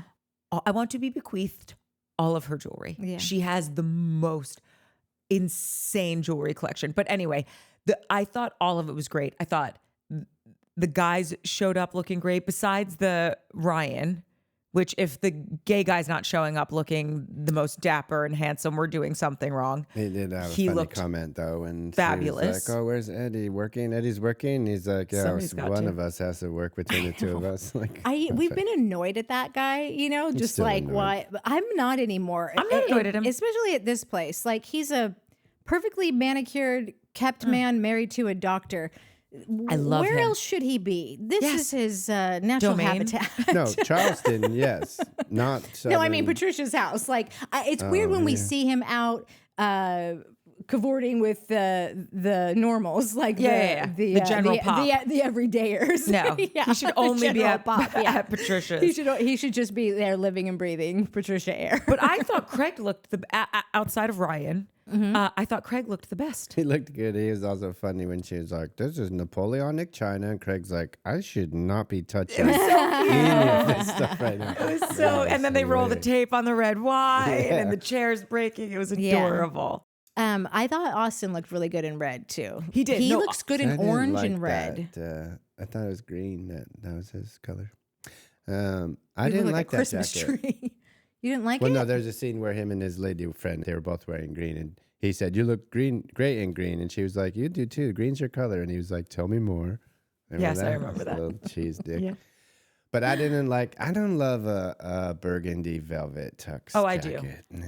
I love it, especially on Austin. I just think those are his colors. The reds and oranges are his colors. He's an orangey guy, you know. He looked really good at the reunion last year in that Totally. orange. He like does burnt well orange. with what, this sounds so nasty, and I don't mean it this way, but he does well with what he's got. He's not like some Roman, like jawline, nose, No. handsome guy. Yeah. But he puts himself together nicely, and he always looks super cute, I think. Yeah, well, it's his height is really what sets it off. Like if he wasn't that tall, I think it would just be like. But Whitney's tall, and he doesn't do it.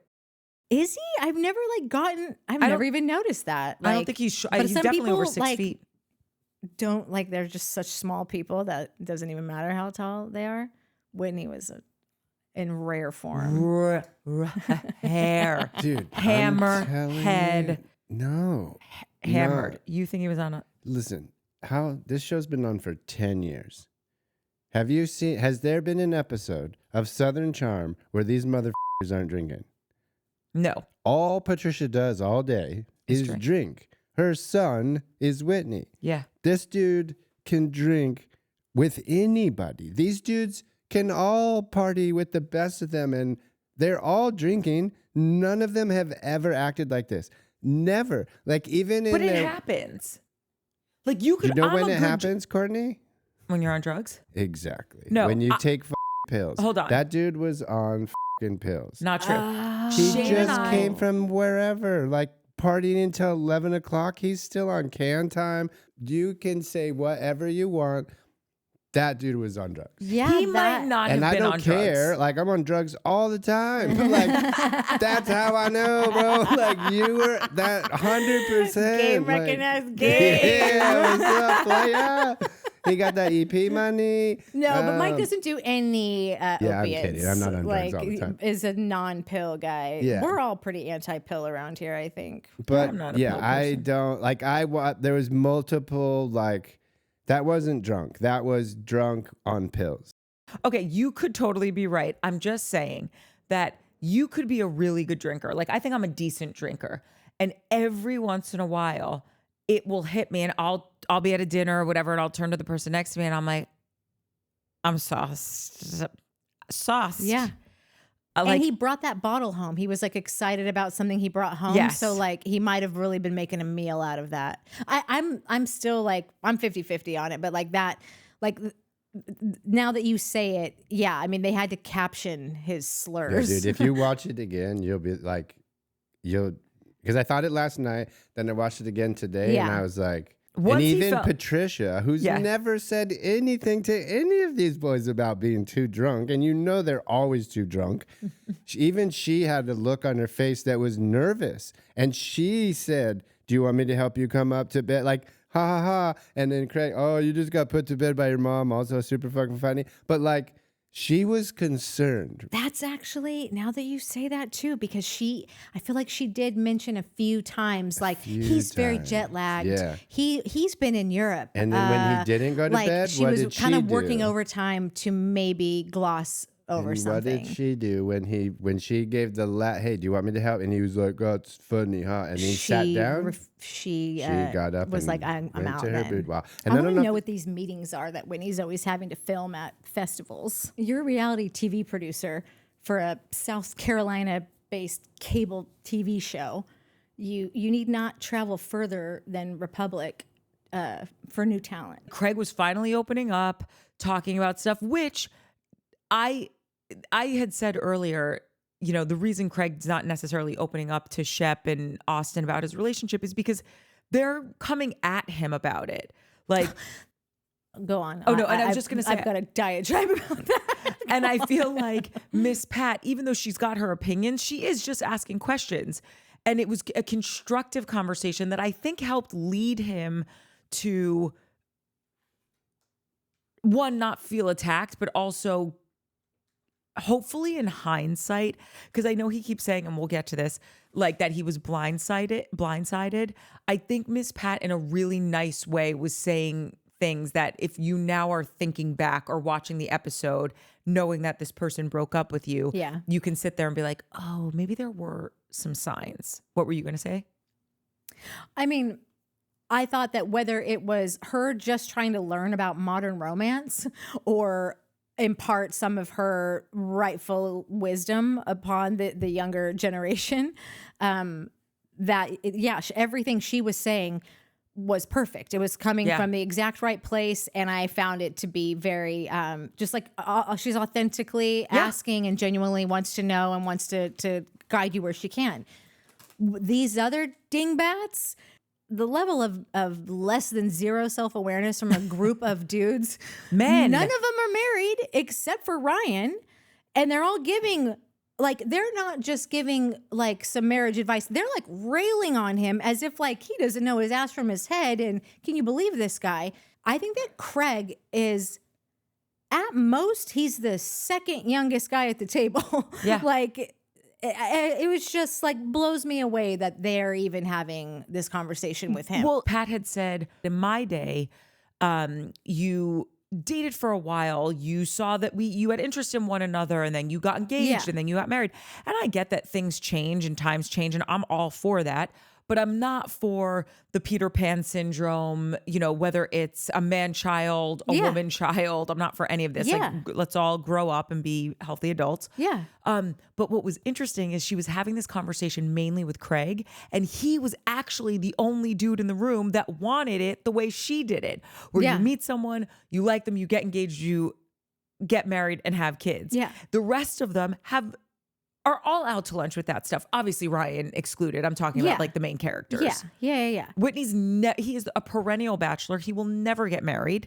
And just the way he was just like, well, what are you gonna do then? Well, then what does that mean? Well, how's that gonna work? What do you mean, Whitney? What do you know about anything? What do you seriously, Whitney? I am someone who has found like a great many things that you have said interesting. Please know I am in the minority. That is not a thing for you. I hope that you watch this episode and do 1 second of self-reflection and see yourself for the pathetic twat that you are. It is atrocious. His behavior? Yes. Remember when I went off on him when he said that thing to Molly? Yeah. Like, I have Whitney's number. When he stood up in Vino Veritas, when he stood up after he fell off the chair and he's hammered, and he's like, do you know what it is? You're not rich enough. You're not famous enough. And you're not good looking enough. Boom. I'm going to the kitchen. That's who he is. I know, but he wasn't wrong about any of it. By the way, he's not. Okay. Not even a little. Not even a little. No notes. But you don't say that to someone. Exactly. It's so hurtful. That is stuff. It's the same thing why I got so irritated when he said to Molly, that's the last thing you need when she's eating the cupcake. Because it's stuff like that. Like when I was a kid and someone, like I had a crush on some kid and he's like, oh no, Courtney's just too like big and loud. Okay, I'm 43 years old and I'm like, I just will describe myself as a big, loud person because clearly it sticks with you. Even though I love myself, I'm happy to be loud, happy to be a tall bitch. But you say things like that and it's not funny. It's hurtful and it's rude. And you know what, Whitney? I get that you have money, you didn't make it, and you're not good looking, and you're not really that famous. Shep is more famous than you. Shep is better looking than you. But why are we even having this pissing match? Because you started it because you think it's okay to speak to people like this, and it's not. And if you teach people how to treat you, then that's how I'm going to talk to you because that's how you talk to the world. Do you like it? No. Yeah. It drives me crazy. His behavior drives me insane. I know. When he fell out of the chair. It's pretty funny. It was hilarious. I love think that it was the Pat only- was like, every dinner party we have here is some chair breaks. But then I love I know. how It Ryan is like, get your chairs are chairs together, lady. fucking Like, 100 stop putting years people old. in these old ass chairs. Like, clearly these are works of art, a million years old. Love them. Look at them from afar. Stop putting a bunch of drunk morons on your chairs and then But even when wondering he fell- what happened. But even when he fell back, he's like, Mom, the chair. He just shit on the that chairs. moment, I Which, just you know have what's to say. funny is, sorry, he bought the house. Those are your chairs, Whitney. Oh, Yeah. yeah. dumb Good luck. You motherfucker. inherited those. Linda, you just messed up your hair. Oh, wow. It was so great. Thank you. When Whitney is on the floor yelling out, Mom, I'm like so out of control. Like the last time I saw him like that was when Catherine snuck on set 9 years ago and he was never able to shake her off of it. More of that, please. If you're going to keep Whitney on the show, then you got to balance it out with some B-roll that he never planned on seeing the light of day. Whether it's true or not, and this always happens in all kinds of scenarios when like, oh, the perfect couple breaks up and everybody's like, I knew they weren't going to last. And I'm one of those people, like I said it, but whatever. It seems now a lot of people are like, Craig and Paige were going to be together forever, said no one. Everyone now knew they were going to break up. Isn't that called yeah. like a Monday morning quarterback? It is, well, yeah, sort of. I responded to that comment. It said no one. I said, said me. Yeah. And somebody goes replied that to you and said Craig. Yeah. It's pretty funny. That being said, like, I think there's enough of us, so I'll put me in that camp, that we're like, this wasn't going to last, right? Now, we watch an edited show, right? A little bit of Watch What Happens Live, some tweets and TikToks and whatever, right? These are his friends. These people who are bagging on him and telling him, what are you going to do now? What are you going to do that? And then what? And then, seemingly trying to shit on this relationship.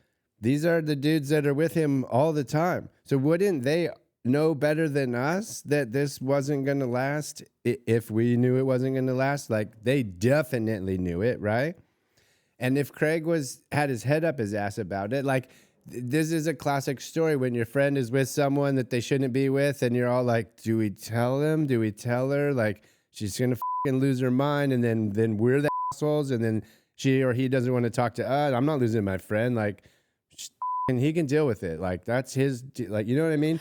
At what point do you say it? The reason I didn't take stock in, what Shep had to say, like, you don't have a relationship that's going to go the distance, is because it's like, consider the source. All of these people are awful in relationships. Austin's cheating on Madison, Shep's cheating on Taylor. So it's like, you wouldn't know a healthy relationship if it bit you in the nose. So why am I taking, you know what I'm saying? I know what you're saying, but then there's that joke of like, oh, do you have kids? I don't have kids. But if I saw a helicopter crashed into a tree, I don't need to know how to fly a helicopter to know that guy up. I don't need to have, I don't need to be the perfect boyfriend to understand what a decent relationship is and what I want in a girl, and what I think my friend wants in a girl, and my friend's not getting, so yeah, but don't you remember on Summer House when Amanda and Kyle were, that whole season before they got married, Paige and Sierra and all the girls in the house were like, her girls that love her were going up to Amanda saying, it's way easier to call off a wedding than it is to get divorced. Right. And they're married and they're happy and it worked out, at least for right now, but we're only in right now. And they do seem to have like a good, healthy marriage. So it's like, I don't know. We just can't I just don't think that that's a completely sound theory. So you think they're just shitting on Craig for the hell of it? Yeah. Not because... I think it's 50-50. Yeah. I'm sure they have moments of like a helicopter in the tree, moments of like, this doesn't seem right. But they've also made such a meal out of just railing on him all the time. And I feel like someone like Whitney, I think wants to see Craig do horrible. Mm-hmm. Like he truly, I think that Shep is competitive with Craig. I don't think that Shep wishes for Craig to fail at things, unless it's, you're going against me, then I want you to fail. But that's Whitney wants it. Everyone to do worse than him. Right. Yes. Yeah. Which is, Whitney's got $100 million now. Like everyone's pretty much doing worse than Whitney. So like that's his bag and he's going to run with that forever. I would love to see Whitney and Can, where there's dudes worth $700 million and $3 billion. And he can't get into the party. And he is like losing his god. I bet he's a completely different person. Oh, wait. In that environment. Did we not see that comment where someone said that their friends went to the opening of like Shep's restaurant, or one of these guys, Shep, Austin, one of them, opened a place, and they went to the opening and they saw the guys there and they were talking to Shep and Austin and Craig, and everyone was so nice. And the friend said, and Whitney was a complete jerk. Yeah, it was those bloggers. I'm sure that Whitney... No, it was a comment from our show. Right. They were saying about how they were watching Brav Bros, this other show that's like, they go to things like this, like they'll get those invites.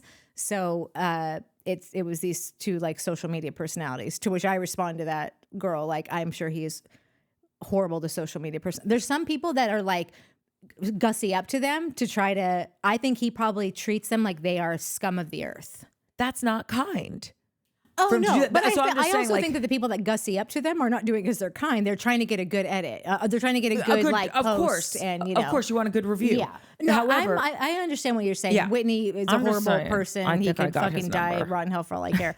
I do find him smarter and a lot more interesting than many people on this show because I just think he has a good pedigree and was raised well and has education and the ability to retain information about interesting things. That does not make a friend to me. That doesn't make somebody I want to hang out with. I do find him an interesting Character person on the show to watch and whatever. And then tonight, when he started off saying all the things that I was like, no notes, you're right. She didn't like him because he wasn't rich enough, isn't hot enough, isn't famous enough. Like she's a Bahama beauty queen with a agenda. Sorry, you didn't make the cut. But I think that by the time they moved the party into the living room, and then it became to the part where they had to start captioning his lines because he couldn't speak anymore. And then he starts to tell Shep, she liked me more. She liked me first and she liked me more. And I just thought that was the gross. He also looked grosser. Like he progressively got drunker, sloppier. He was like melting. Like he was melting. He was melting. Exactly. Yeah. And a few episodes ago, I drank Chimay during filming. You might remember you had a lovely night that night. And I could barely put together a complete sentence or form a fully formed thought. So, Whitney, I don't think you and I should drink at work anymore. That was the worst moment I've ever seen of Whitney. I'm not defending Whitney. He's never had a moment close to that. That's what I mean. Not even close. Yeah. Like not even the little fat joke cupcake. Like that's fucked up, but like it's all like whatever. Like what he said in the living room was not that she liked me more. He said she hit me up first. And then he said the most disgusting thing of the night. How does it feel to know that I'm better than you? Ugh. Yeah. Which is like, those are the pills talking, my man. Like I would. But they're not the bet pills talk. my Like money. that's his. It's the pills No, letting that's him. the pills. Yes, that's the in vino veritas. But you guys think them shitting on Craig about Paige is just them just being mean?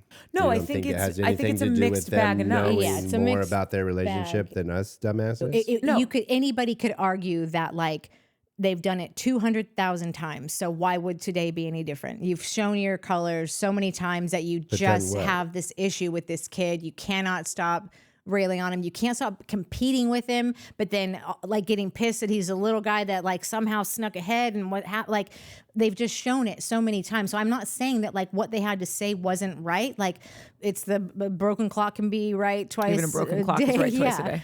I'm not so both of those things can be true, but it's as equally likely that they're just being exactly who they are and doing that shit that they've always done as it is that they were coming from a well-intentioned place trying to help a friend. Like it's a toss-up. I don't know if I mean that they're well-intentioned friends and they're so sweet and they got their buddies back. Like I'm not saying that necessarily. I think they're on a TV show and I think there's drama to be had. Like you got to have that shit. I'm just saying, like if there's a big enough swath of people watching the show that we're pretty sure that Craig and Paige were never going to be together, then it seems to be like, well, gosh, his friends who are their friends, whatever, who are there all the time, Yeah. surely know more than we do. And they're constantly railing on this relationship. So shoot, maybe they're just trying to be like, hello, snap out of it, dude. This isn't, like instead of just being mean for TV. I want to believe that. I like, Yeah, but when really have they ever do. just been like altruistically like kind and like just so you know? You mean when Shep got rubber booties for Craig to garden in 2 weeks ago? When they're at BravoCon and Shep's in a blackout rage yelling for Craig to get off the show, and when all of these things are happening, that's what I'm saying. It's a mixed bag. Do I think, like Nat said, even a broken clock is right twice a day, where yes, do I think they're seeing things and having the feeling of, oh, that's a little bit of a red flag. You really want to get married. She's evading the topic or doesn't really want to do it, keeps pushing it out further and further. Do you want to talk about that, buddy? But then in the same breath, they're coming down on him about things. We never see you and we don't want to come to your backyard and all of this. And so it kind of gets all muddled together that you kind of have to like throw all of it out. It's like when you put the red sock in with all the whites. Now everything's ruined because you're not just coming to me in a one-on-one situation like how the girls did with Amanda and Kyle and said, we love you. We just want you to know we back whatever you decide. And it's easier to call off a wedding than it is to get a divorce. And you should be happy right now. They weren't then railing on her being like, and you're an idiot and you're a crappy friend. And why are you even with Kyle? But these Does are that make two sense? separate, yes, but no. These are two separate issues that these guys have with Craig. I thought we were just talking about this dinner where they were railing on him and Paige about when I they're thought you going to meant get married. But they don't. That's what I mean. Like, that's what I'm going to say. Do they rail on him and Paige a lot? They don't. They go behind his back all the time.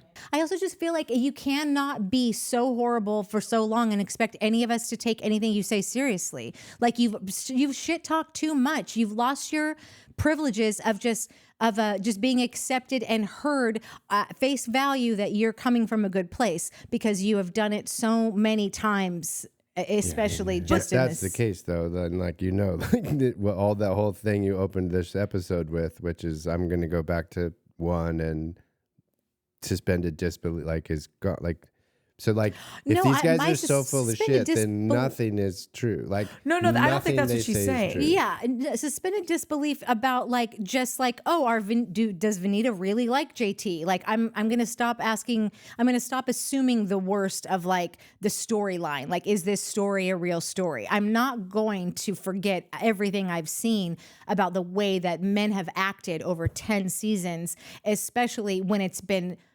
often brutally, intentionally to harm. Can I give an example of something you said last week that I think ties into this? Nat said about when Austin went on Watch What Happens Live, and he answered the question where Andy had asked, do you believe that like Paige is dating this guy? Does Craig know? It was all about her having moved on. And he answered it with so sure-footedly. Yeah. He didn't though.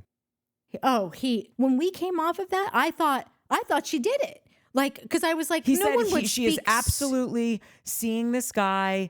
Craig knows he's come to terms with it. He's accepted that she has moved on, and that's not a rumor. That is happening. That's factually happening. That's what he said. That's not what he said. But okay, whatever. well, he said some very close version of that. But hold on. In my recollection, that is what he said. And Nat said, if Courtney was in Craig's shoes, and I was going on Watch What Happens Live, and I knew all the ins and outs of like, okay, this is where Court's at with everything. This is where her ex is at with everything. I would have talked about every detail to make sure that when I go on this national TV show, I have my girls back and I'm only saying what is okayed by her, what she feels comfortable with, like our game plan. You don't dick around with stuff like that someone's clearly taking very seriously. And so my point in saying that is like, Craig and Matt Austin and I are boys now. Like for this part of the show, they're boys. Austin like seems best friends to believe that are so. like, because it. Okay. Austin said, "I've put everything aside because my buddy's in turmoil now." But I don't know, because whatever, we'll get into the Watch What Happens Live thing. But the reason I wanted to bring this up is because we're best friends. And that's how you treat a best friend, right? So if you came to me and said, hey, I have these opinions on your relationship, I would listen to it because I know you only have my best interest at heart. You're not saying one thing and then bashing me in another breath to other people. Yeah. And I think that Austin went out so cavalierly, said what he said, and didn't have a conversation with Craig about it, might not even be right about what he said. And so that's just and I use that as an example because that's the kind of friendship that he seems to have with Craig, where it's like just saying whatever. And that's why maybe I wouldn't take what he's saying about a relationship totally seriously, because you're all over the map. Because you're shitting on me here. You think you have my back here. You've got an opinion about this here. Yeah, correct. I'm never going to assume that you're coming from the greatest place if you've displayed this kind of behavior for this many years. That they were? Like, how do we get onto this part of it? Like, who Well, 'cause said? that's what I why thought are you you were guys talking about. defending that somebody said that they're coming from a good place? Well, if you're giving someone constructive criticism about their relationship, wouldn't you hope that they're coming from a good place? No, all I'm saying, it just occurred to me that like, because you guys were like, oh, they were shitting on him about his relationship just at the dinner, right? And I think these are two separate problems. Craig has stopped drinking, started a business, is growing up, whatever you want to call it, is being fake, PR stunt, whatever it is. The guys are mad about that because they don't have their buddy anymore, and that's like that happens. You grow up and happens. So that's a thing. And then this thing at dinner, like I don't think they on Paige a lot. I think that Austin probably is grasping straws to be like, oh, I think she has something to do with us breaking up because like, what else are you gonna say? But this dinner where we were having a conversation, you guys were like, oh, they're on Craig about Paige and asking him all these questions. No, like, I'm talking over the history of him being with Paige. I'm not talking about just at this dinner. know. Okay. Yeah, no, I'm sure that And is that a somehow thing? Have we they been veer. on Paige and Craig for 3 years? Has that been going on? Have I missed I think they've had something? a lot of opinions about his relationship. Like the only thing I can remember is just recently when Austin and Craig are having their feud, like Austin's kind of pulling at straws, being like, well, I think Paige had a lot to do with this, whatever. Like, but nobody else, I can't remember anybody else saying that. I feel like they've been like, oh, I think Paige had a lot to do with pushing Craig and getting, like, I feel like I just don't remember all these times throughout the last 3 years that these guys have been on Paige and Craig's relationship until this dinner. I can say that like maybe I misspoke and it didn't pertain to like what you were actually trying to say. I just don't have any, like when you say, well, clearly they know, like we all know, enough people in the comments know, people saw this coming. So the people that are with him all the time, surely they would know because they were actually witnessing it day in and day out. It doesn't matter what, like that doesn't matter to me. Once I've seen you just be not consistent at all with like trying to help a brother out, like I've seen you do the exact opposite so often. I now don't care what you think you know, what you think you see, even if it is what you say about the helicopter drive goes into a tree, you know they did something wrong. You don't have to be a helicopter pilot to know that. It's still, to me, what makes me more upset, even if they were to just shut up and say absolutely nothing, because you've lost your right to speak on anything, because now you're just mixing me up, because like maybe what you're saying is ringing a little bit true, but like I can't, like, no, everything in me is telling me don't listen to you. You haven't had my best interest at heart. You've always had a really great time all ganging up on me and telling me that I'm an idiot and I'm doing all the wrong things. So like, I think that their eye, whether it's good or bad, is not just unhelpful, it's derogatory. It's That's it's exactly hurtful. right. That's exactly what I'm trying to say. Like you lost your ability or your privilege to have an opinion on anything I do. And again, it probably maybe wasn't pertaining to what, like maybe I got off topic on that, but that's how I feel about those. That's how I feel about it as well. Wait, no, we have to talk really quickly about the Watch What Happens Live of it all. Oh, duh. Hello. Can we just say, I watched that and I was heartbroken for Craig. Mm-hmm. Now, I live for Paige. I don't think Paige did anything wrong. I think it's just different when you're the person who breaks up as opposed to being the person who was broken up with. And I'm sure she's sad and going through her own feelings and all this kind of stuff, but he is actually heartbroken in a way that I can really relate to because I have been dumped by someone I thought I was going to spend the rest of my life with. And even when he was reading the cards at the end of the show, I know. I was like, this poor kid wants to crawl in bed and cry. He's not, it doesn't, like, he even said the sweetest thing when Andy's like, well, I'm sure those DMs are lighting up. And he's like, yeah, but I'm also mourning the loss of this relationship. Yeah. And he's like, not as cool as you think it'd be. Yes. Like everything that he said was, I need to read a comment from Chrissy Sheeks. because I hadn't watched it yet, and we had just put out an episode last night that was just of several news clips of just things that we've been hearing about this, that, and the other, just to kind of like peel open the curtain on why this season has been how it is, and then what the intentions were of people that have gone out and spoken about the breakup, and then we played side by side Craig's old interviews and Paige's, the timeline that we've never really been clear on, and that to me at face value made Craig look a little crazy. But in hindsight, I don't think that. Like I said, we did that because we knew that Craig was going to come on last night, and I wanted to put out all my thoughts that, like, I knew that Watch What Happens Live, whatever happened on that could easily make me almost want to throw out the whole thing. That's why I was like, I need to get this out before this goes on, or I'll be like, I can't put all that up. It's all wrong.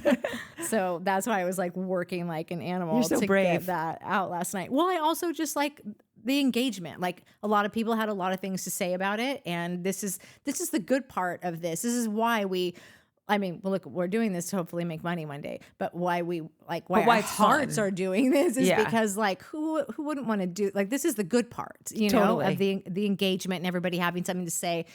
All this stuff shows us something about ourselves, shows us things about people that we are in relationships That's why I love to watch the shows. We are with every day, our friends and family, like being able to connect dots and see. And also connect. Feel it sounds connected. so corny. Yeah. Like, this sounds so corny, but I felt very deeply connected to Craig and anyone who's had a real bad broken heart. There is something about that broken heart of you have had that happen. And when you have just gotten completely punched in the eye out of nowhere, like, those people will have a level of understanding with each other that, like, if that's never happened to you, you will never be as empathetic towards just life in general. Like, it is one of the biggest, it moves you into another level of life, and then you are seeing things from a whole new peak. You can never look at things the same. No idea. Nobody breaks up with me. Well, people break up with me, and that you will never approach life the same after you've gone through that bad breakup. This is so cute what Christy Sheik said. First of all, she said, sorry to hear you've all been sick. Bless you for carrying on your podcast for your fans. My God, what an angel. Christy, you're the one. We work for you, Christy. So she says, guys, Craig was on Watch What Happens Live. He was asked to explain the things you just brought up. His answers make total sense. I think you'll agree when you hear it from Craig's perspective. By the way, who the hell are Amanda and Kyle to discuss anyone's relationship? Thank you. Never liked them. Still don't. Never will. I do like them. I do too. Good for you guys. I don't have to, and I won't. I refuse. And she says, they're a train wreck. Again, I'm with you. Thanks for sharing the footage regarding a stalker who dated JT to get on the show. That is wild. In addition, did you know that Molly has been in a relationship for the last 6 years? Allegedly. And I saw this too. This guy has come forward to say that Molly told him, supposedly, that they wanted her to be single to join the cast, and he is doing a tell-all, allegedly. You're as scared as we are. We say allegedly and supposedly, and I don't know, but she's covering her ass as much as the next guy. That's amazing. He's doing so they broke up. My response to her was that he didn't resonate with me well enough to go, I'm going to take a chance and put this out there and like push it out there further. But she says she hasn't had sex in 2.5 years. So how could she be in a relationship? If she's in a relationship, she lied. So then she would be accustomed to lying about things like such. But we still don't know. I feel like she's single. I believe you, Molly. Mary Lyon, 1230, agreed. Why would your boyfriend of 4 years who loves you do this to her too? Question the reality here with him. And then Christy Sheik even came around and was like, you know what? I call bullshit on this guy too. She said something to that effect. Yeah. So anyhow, that's out there. If you want to do your own research, QAnon Courtney doing her own research. No. I'm totally joking about QAnon Courtney. Yeah. No, I'm not in any. But I will continue to call her that because I think it's really funny and cute. It is. Just call me QAnon Cork. QAnon court. You'll be okay if I call you QAnon girl if it's followed by the nickname that you prefer. Yeah. I just don't like the name Courtney, guys. It's so not for me. CVP 2000 says, it is not Craig's responsibility to speak for Paige anymore. She chose her path and Craig sent no dogs. Wait, send no dogs?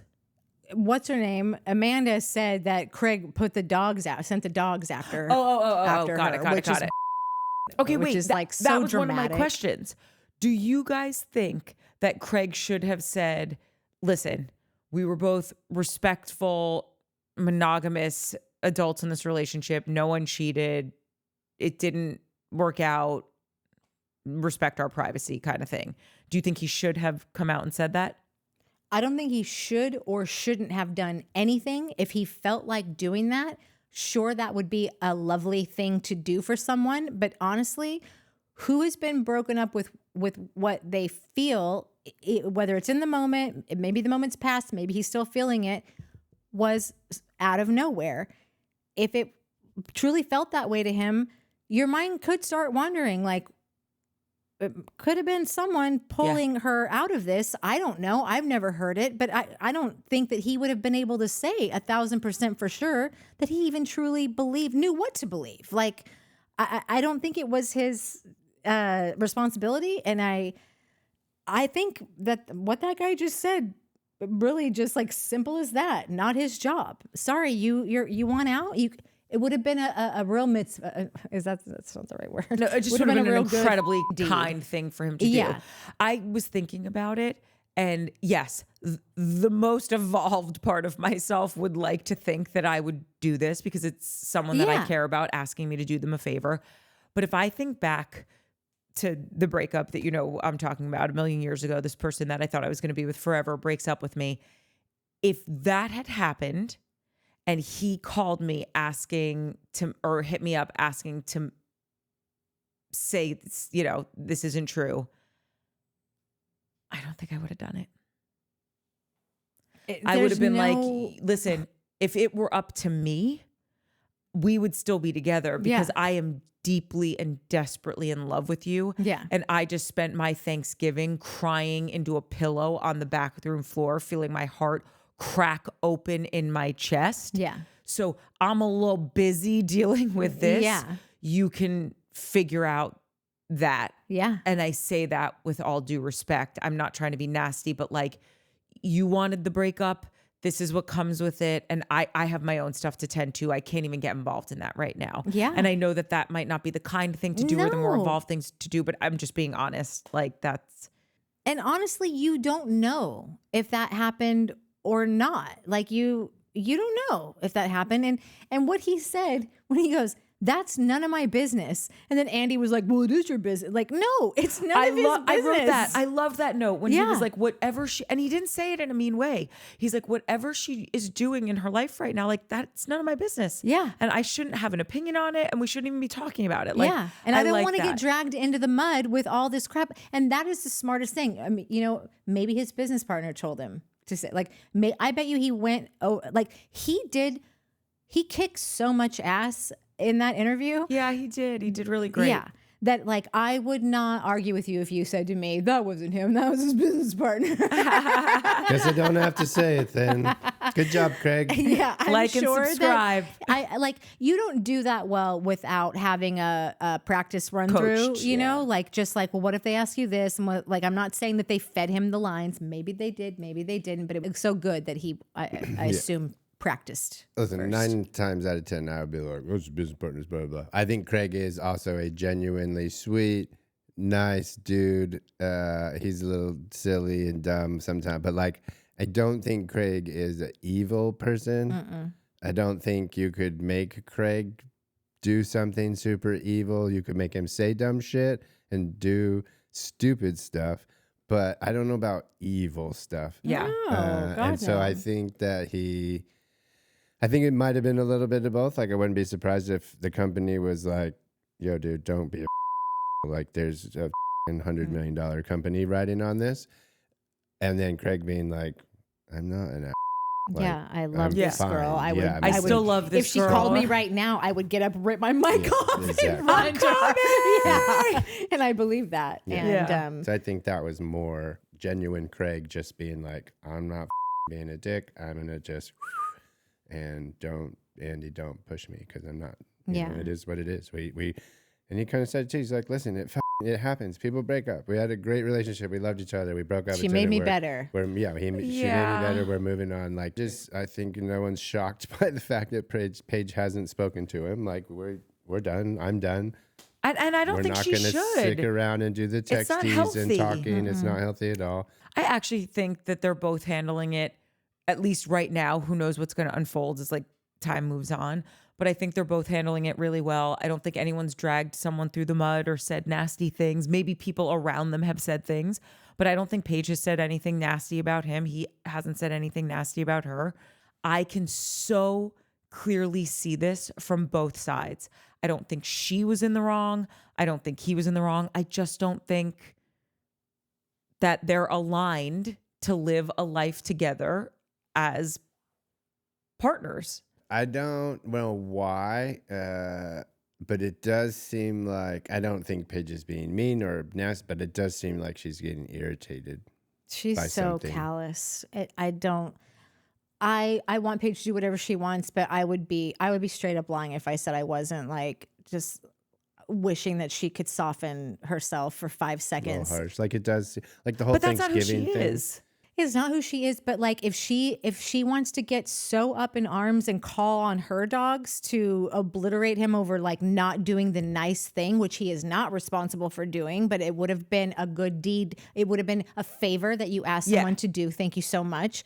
You might also consider doing him a favor and just speaking a little less callous about this whole thing. It's like you're so bothered by him. You're so put off that you have to like deal with this. But like, might I remind you, this was your choice. Like, embrace it and be have a heart just for 5 seconds about like, this is humiliating for this guy. And he also, like, we've all watched him have these like tumultuous relationships with like his network of friends, and like now what you have done, which we all support and we're all here for it and we wish you the absolute best.